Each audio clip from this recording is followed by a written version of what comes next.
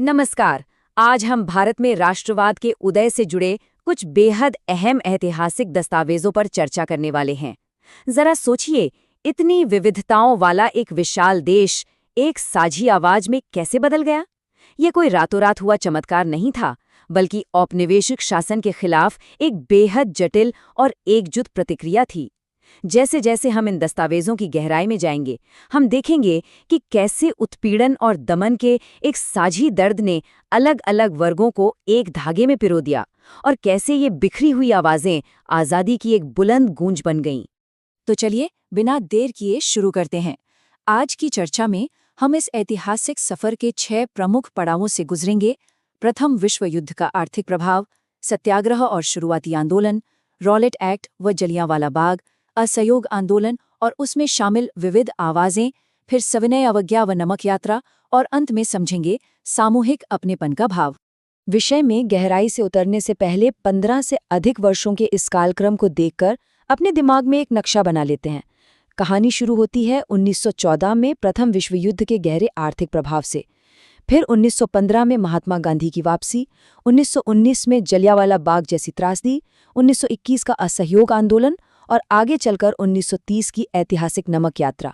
ये टाइमलाइन एकदम साफ दिखाती है कि कैसे वैश्विक स्तर पर शुरू हुई उथल-पुथल कदम दर कदम पूर्ण सविनय अवज्ञा तक पहुंच गई। पहला खंड, प्रथम विश्व युद्ध का आर्थिक प्रभाव। अक्सर दुनिया के किसी कोने में चल रहे युद्ध का असर आम इंसान पर बहुत गहरा पड़ता है। प्रथम विश्व युद्ध के दौरान भारत में बिल्कुल ऐसा ही हुआ। रक्षा व्यय में इतना भारी इजाफा हुआ कि इसकी भरपाई के लिए सरकार ने कर और सीमा शुल्क बढ़ा दिए। 1913 से 1918 के बीच कीमतें लगभग दोगुनी हो गई। आम लोगों का जीना मुहाल हो गया था। ग्रामीण इलाकों में लोगों को सेना में जबरदस्ती भर्ती किया जा रहा था, जिससे लोगों में भारी गुस्सा था। और रही सही कसर अकाल और महामारी ने पूरी कर दी। सच कहा जाए तो इन्हीं साझा तकलीफों ने एक एकजुट औपनिवेशिक विरोधी भावना की सबसे मजबूत नींव रखी थी। आगे बढ़ते हैं हमारे दूसरे खंड की तरफ, सत्याग्रह और शुरुआती आंदोलन। जनवरी 1915 में इस संघर्ष में एक बहुत बड़ा मोड़ आया। महात्मा गांधी दक्षिण अफ्रीका से भारत लौटे और वो अपने साथ प्रतिरोध का एक बिल्कुल नया, एक अनोखा तरीका लेकर आए, सत्याग्रह। अब इस शब्द को समझना बहुत जरूरी है। ये कोई कमजोर या निष्क्रिय प्रतिरोध बिल्कुल नहीं था। ये सत्य और अहिंसा पर आधारित एक बेहद सक्रिय अवधारणा थी, जहां शारीरिक बल के बजाय सीधे तौर पर आत्मबल यानी सोल फोर्स पर जोर दिया गया था। ये सचमुच उत्पीड़क की अंतरात्मा को झकझोरने का एक साहसिक तरीका था। अब इस स्लाइड की सबसे दिलचस्प बात यह है कि ये गांधी जी के मूल दर्शन को एकदम स्पष्ट कर देती है। उनके अनुसार सत्याग्रह शुद्ध आत्मबल है और अहिंसा ही सर्वोच्च धर्म है। इसी अचूक दर्शन को आधार बनाकर उन्होंने भारत में अपने शुरुआती सफल आंदोलन चलाए। 1917 में चंपारण के बागान मजदूरों के लिए, फिर उसी साल गुजरात के खेड़ा में लगान माफी के लिए और 1918 में अहमदाबाद के सूती मिल मजदूरों के हक के लिए। तीसरा खंड, रॉलेट एक्ट और जलियांवाला बाग। 1919 आते आते माहौल और गर्मा गया। औपनिवेशिक सरकार ने इंपीरियल लेजिस्लेटिव काउंसिल के जरिए भारी विरोध के बावजूद एक दमनकारी कानून जल्दबाजी में पारित कर दिया, रॉलेट एक्ट। ये कानून सरकार को इतनी असीमित ताकत देता था कि वो किसी भी राजनीतिक कैदी को बिना मुकदमा चलाए 2 साल तक जेल में बंद रख सकती थी। इसके विरोध में 6 अप्रैल को एक राष्ट्रव्यापी हड़ताल बुलाई गई, जिसके बाद सरकार ने घबराकर कई शहरों में मार्शल लॉ लागू कर दिया। इसी तनावपूर्ण पृष्ठभूमि में 13 अप्रैल 1919 को अमृतसर में वो घटना घटी जो इतिहास के पन्नों में जलियांवाला बाग हत्याकांड के नाम से दर्ज है। बैसाखी के दिन जमा हुई एक शांतिपूर्ण भीड़ पर जनरल डायर ने बाहर निकलने के सारे रास्ते बंद करके गोलियां चलवा दीं। जनरल डायर का साफ मकसद लोगों के मन में दहशत बैठाना था। इस निर्मम हिंसा के बाद देश भर में जो उबाल आया, उसे देखते हुए गांधी जी को ये आंदोलन बीच में ही रोकना पड़ा। चौथा खंड, असहयोग आंदोलन और उसमें उठने वाली अलग अलग आवाजें।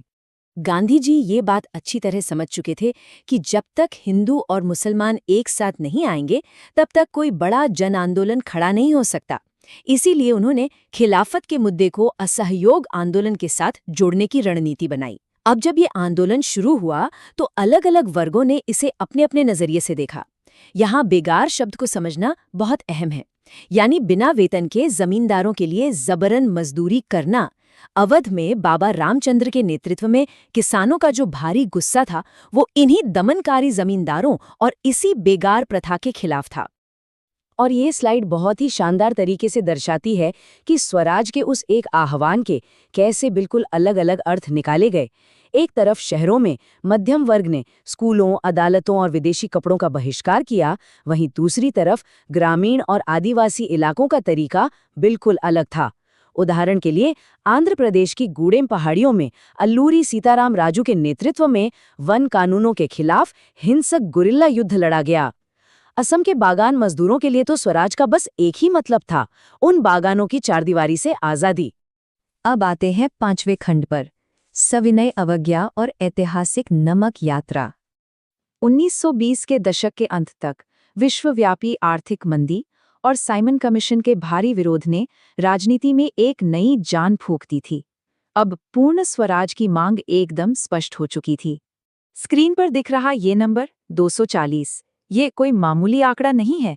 ये उन 240 मीलों की दूरी है जो 1930 में साबरमती आश्रम से दांडी के तट तक पैदल तय की गई थी।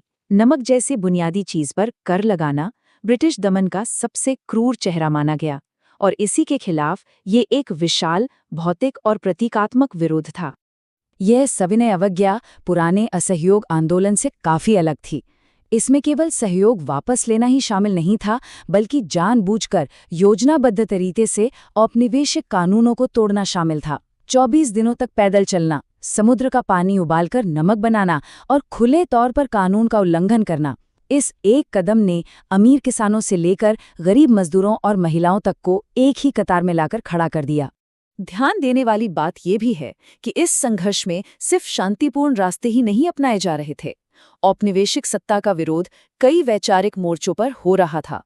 यहाँ भगत सिंह के ऐतिहासिक शब्द दर्ज हैं, जिनका दृढ़ विश्वास था कि क्रांति मानव जाति का जन्मजात अधिकार है। ये साफ दिखाता है कि स्वतंत्रता संग्राम में कट्टरपंथी और क्रांतिकारी आवाजें भी अपना अमूल्य योगदान दे रही थीं। आखिरी और छठा खंड, सामूहिक अपनेपन का भाव।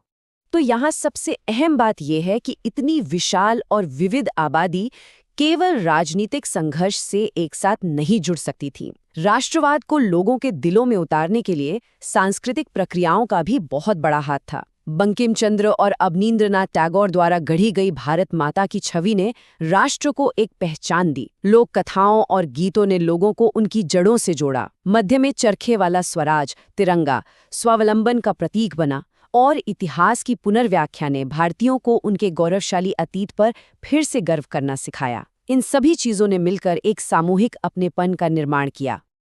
जैसे जैसे हम आज की इस चर्चा के अंत में आते हैं, एक बड़ा सवाल हमारे सामने खड़ा होता है। इस ऐतिहासिक दौर में जो सांस्कृतिक प्रतीक और एकता के सूत्र गढ़े गए थे, वे आज भी हमारी आधुनिक पहचान के ताने बाने को कैसे बुन रहे हैं?